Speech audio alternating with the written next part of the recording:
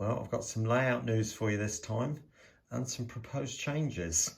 And I wonder what that 08's doing in there. It hasn't got a decoder in it, remember? Stay tuned and all will be revealed.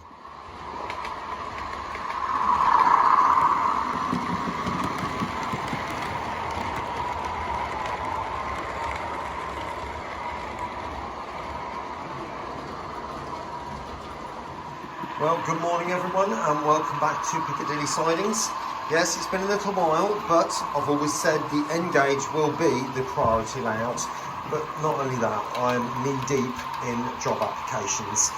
Yes, my contract's due to finish, so I am looking for another job, which, you know, it does take a while, doesn't it? So, what have I done on this layout? Well, if I'm being bluntly honest, not a massive amount. So you might be thinking, well, what is the point of the video? Well, it's to update you with where we are, and then I'll run a few trains for you. So, you might have heard that all the windows in the house are due to be replaced at some point, hopefully over the next 2 months, 3 months, by the end of August at least. And that window and the one at the far end is going to be included, obviously.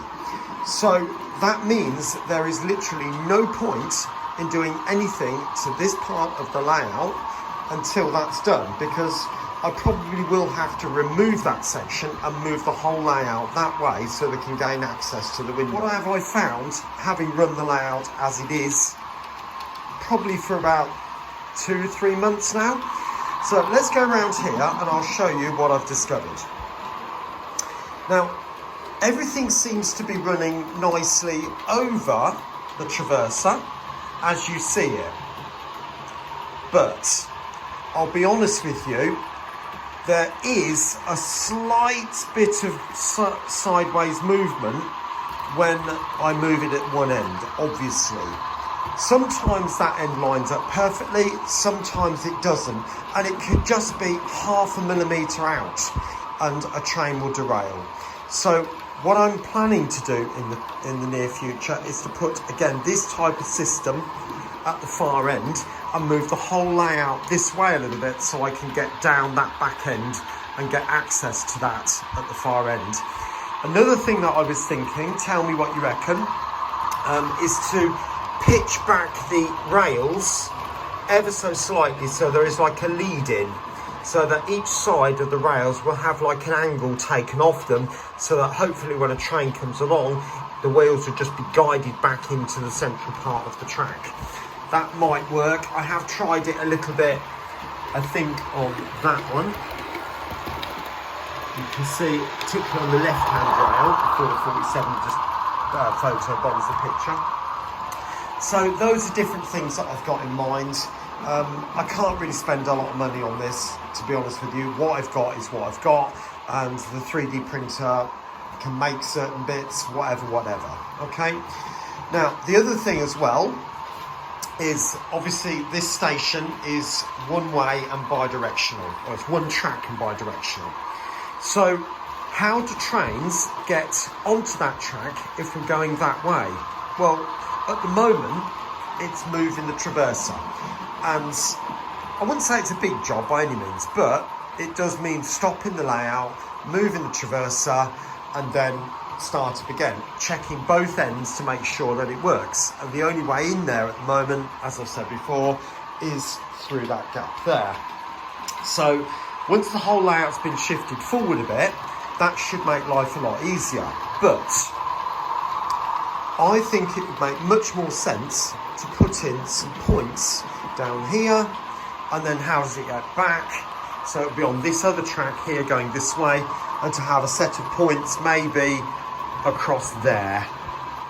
So I'll just print off some of those Pico track plans, put them on the layout, and we'll see what we think. Right, welcome back. Now you can see I'm on the Pico website, and what you have to do is go to products, and then go to categories, and it is a bit clunky, so you have to be careful to go across via the arrow and then up to track.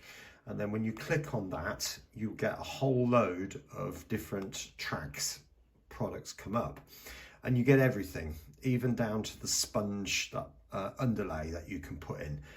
So what I suggest is, if you're running 00100 code or code 100, put that in, because that will filter out an awful lot.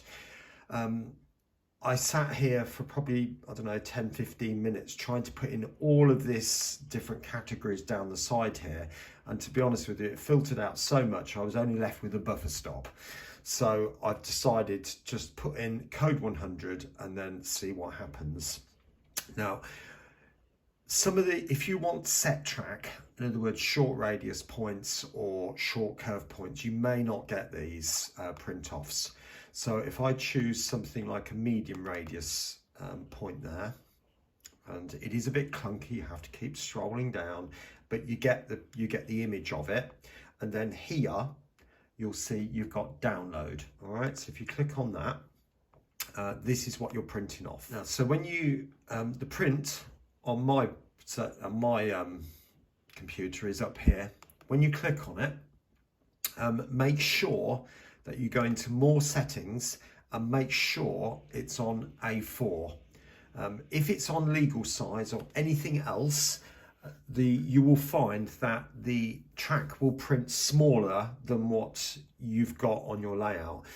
Right, there's one of the print offs, as I've said, and I have checked that the ruler is correct against this, and it is pretty much. Now, what I suggest you do is, before you cut these out, is to write the code on the back of the one you want, because chances are you'll forget, like I do. So whether you want the electrofrog or whether you want the initial frog, it's entirely up to you. But I'm going to write SL87 or E87, so SLE87 there, and you've got obviously the right hand one here, so you've got SLE86, SLE86. Okay, I'm a school teacher, remember. I've seen a bit. So there's the first one, and you can see that is going to fit pretty much perfectly. So it's a left hand and a straight long point there. So that, I think that will work. And obviously I just need to put a little bit of fillet of track in there. That'll just be a little stubby bit at the end there, but that's going to be all right. And go down to the far end. So obviously down through the tunnels. And as you can see, it's all very set tracky at this point, I'm afraid, but obviously all these curves are quite tight anyway, as I've explained before. So that's got to be one of the tightest curves of set track point that can be. Now that was the point I had to modify in terms of screenshot it and blow it up. However, that one did have a print off, so there might be some for some and some for not others for other points, so you just have to take your pick and see what you find. But that's a piece of second radius in there, so I think that will work. I can't do it yet, it's just financial commitment, and I know points are not massively expensive in terms, but you're looking about £20 a throw at least for some of these. That might be a bit cheaper, and but I think that one's about 20 and the others are getting on for that.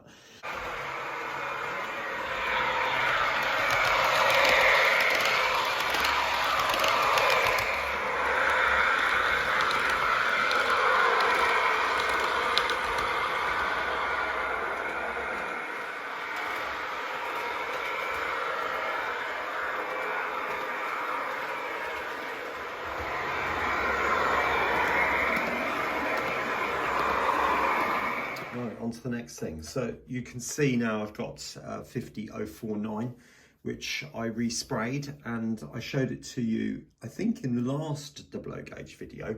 I'm really happy with the way this has turned out, and it runs beautifully. It sounds probably as good as it can do for a Hornby TTS decoder. But if you've got a 50, you will be aware that there are some pipes coming around this area here that clip onto the front of the body and onto, I think it's the chassis, I think, or one way or the other anyway. So you have to disconnect them if you remove the body. And of course, the first time I did remove the body, I wasn't aware of it and I broke one. That wouldn't have been the end of the world because I could have probably just about managed to cobble the ends together. But when I did the respray, I obviously knew about them. I took them off. I put them what I thought was somewhere safe on the windowsill, over there. And I don't know whether it was when I opened a window or when I draw the curtains. Somehow I went to claim them and they'd gone. And I only saw them the day before, so it happened one particular day. I don't know. You try getting hold of some spares. Yeah, they're really difficult. Hornby don't seem to provide them anymore. However, I, whilst looking, come across these people, which is Track 3D Railway Parts. And they seem to do a number of different accessories and replacement parts for the 50. Usually this sort of tiny stuff, steps and bits like that, and one or two other locomotives as well, along with a whole host of other 3D parts. So I thought, well, I'll jump for it. Now they are quite expensive. You're looking £6–7 just for that, which, you know, I know they've got to make a living and all the rest of it, but it does seem a little bit on the high side, having known that some of these parts only cost pence to print, you know, so bear that in mind. And £4 for delivery as well, so you're looking over £10 for that, which, you know, it is a bit steep, but at the end of the day, where else are you going to get them from? So they've got a corner on the market, really, haven't they? So the point is, I need to get these painted up, and I'll show you them once I'm ready to fit them to the model. Well, as you can see, I've got the cables on now, and that was fiddly, I have to be honest. I've got a feeling that the cables are intended to be these ones. They do look as if they are more shaped in that way, but nevertheless, they've gone in the slots after a bit of fashion. You know, not as durable as I would have liked them to have been. They were quite fragile, and I did break the other one, but hopefully all is well. I'll show you. So this is the other end. This is the detailed end, and you can hopefully just about make out the tube going up there, and it goes up to that plug and then round to that one.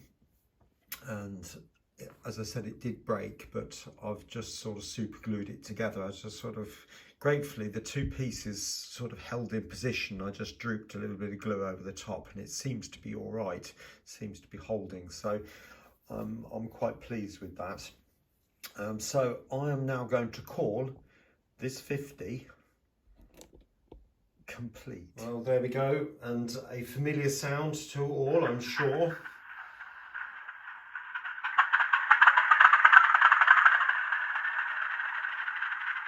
And even though this is a TTS decoder, I do think that sounds great.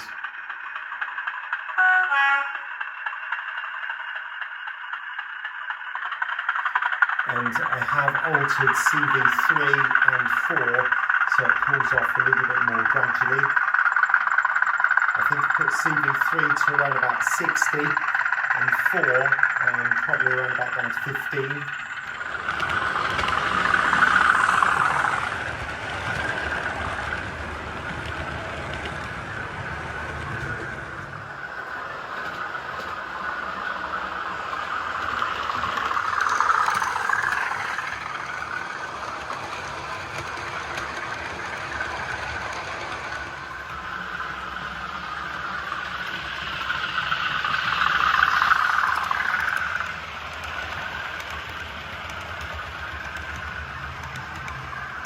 Well, last up we have this 08, which you may remember I bought a fair few months ago on special offer from my local model shop, and it's been sitting in its box all this time purely because it hasn't had a decoder. I've been waiting for a sound decoder and not found one.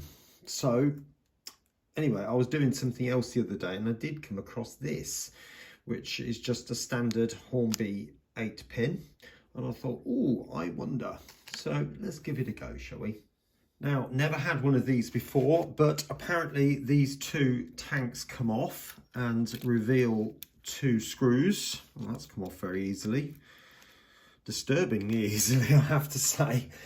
And now there are apparently 4 screws which we need to look at, which are obviously those 2 just there, and it's the outer 2 at that end according to the instructions.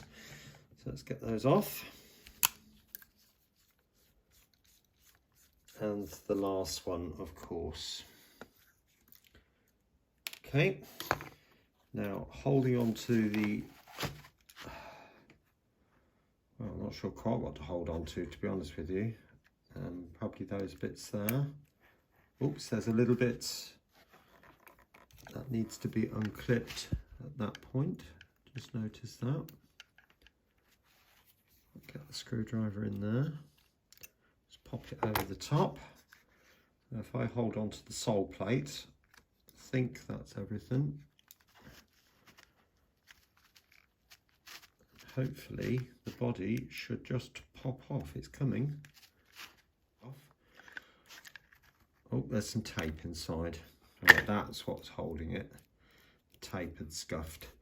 Right, so we can see there's the decoder socket. Just unpeel that. I think I'm going to replace that with some Kapton tape.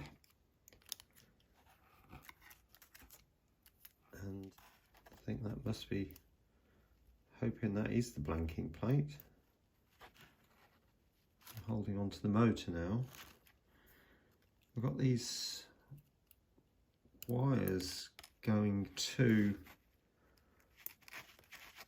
what looks like the blanking plate, so I'm just going to gently ease it up.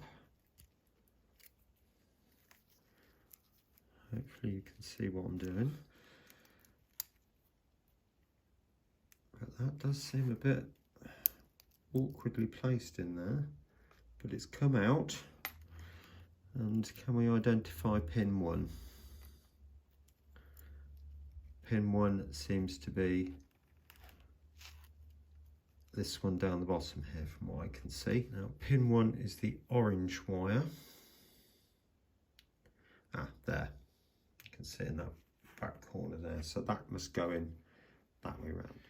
I have to say this is a bit of a faff because it's just purely because I can't barely see what I'm doing. I think, is that in? No. That's it. That's in. Now, working out where that's got to go, and there does seem a bit of space in there, so in theory I could then put some tape over this motor bit here, and hopefully I could put the decoder just there. Well, this is Kapton tape. It's supposed to have huge electrical insulation properties, but trust me, if you touch it, you'll find that it loses its stickiness very, very quickly. So that's why I'm using a pair of tweezers to pull it out. Yeah, so that should be all right like that. Now I can just poke those wires out. Operating on function 3. Well, it did start off very nicely. That was a nice little start off, wasn't it? Maybe it was just because it had been sitting in its box for a little while, and maybe a little bit of the grease has caused things to seize a little bit, but it seems to be running quite well now. That is literally just a couple of minutes after the last shot. So I'm quite pleased with that, and I will get the body back on and we'll see it running in its complete form. Now, just in case I haven't showed this before, obviously I run Z21, and I have a white one there, the start for the 00 gauge layout, and I have a black one upstairs for the N gauge layout, but the same iPad runs both. I can just tune into both just by using the different Wi-Fis and connecting to each separate Wi-Fi, and then I can operate each particular layout as I need to. So what I have done is set up a test loco, just number 3. All these sound functions are fitted in, so they're all fully functional, and whatever sound or whatever function is attached to them, I can operate it via this. So every single function is listed there up to 28. And obviously if I bought something maybe like the Delta, for example, which has 30 functions, I could just soon add as many as I need to for that extra bit. So let's get it on the layout and see.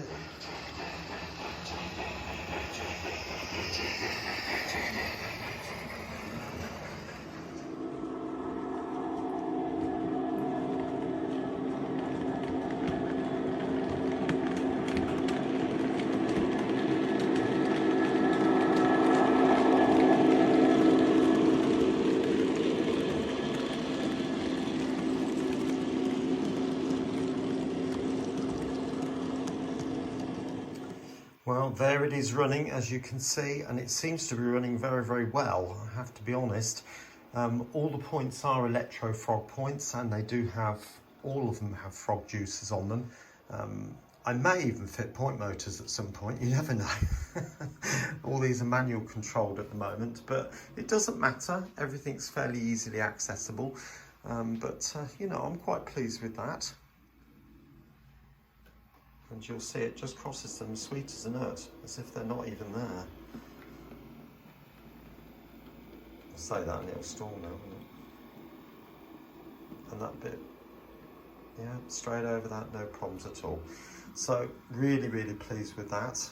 I am hoping to put sound in it at some point in the future, but you know, see what happens in there.